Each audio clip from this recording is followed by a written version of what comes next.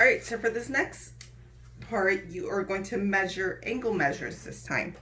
All right, so you'll line up the vertex with point N. The line is, the ray is to the right, so you line up the lines on the right side.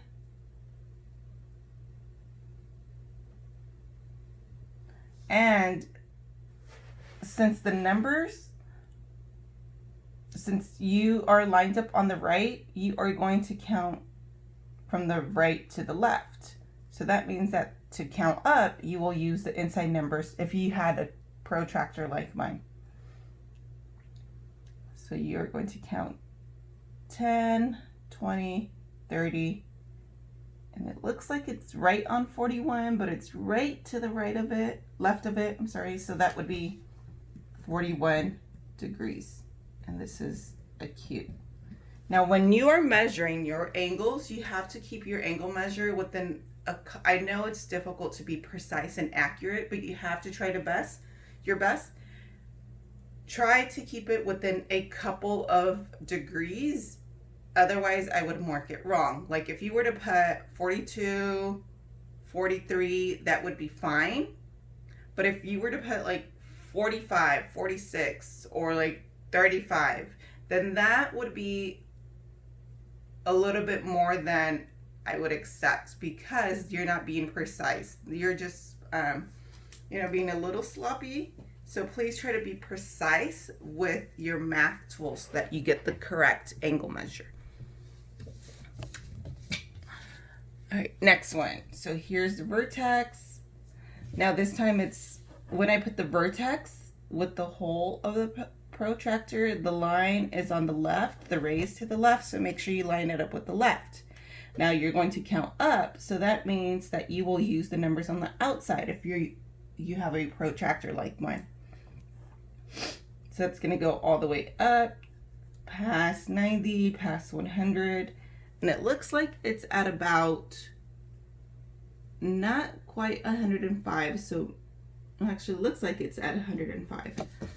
So it is 105, and that would be obtuse. So again, try to be precise and accurate, and try to keep it within a couple of degrees so that it would be marked correctly. All right, next one.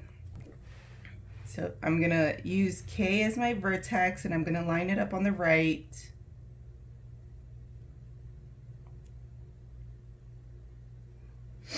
Now this one is going from the right to the left.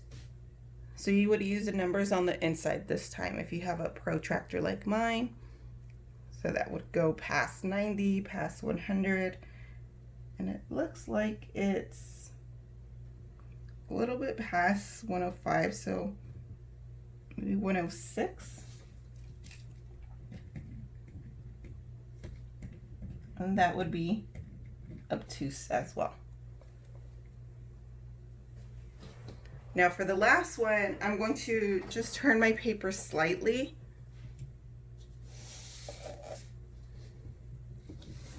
I'll turn it this way so you can see it that way.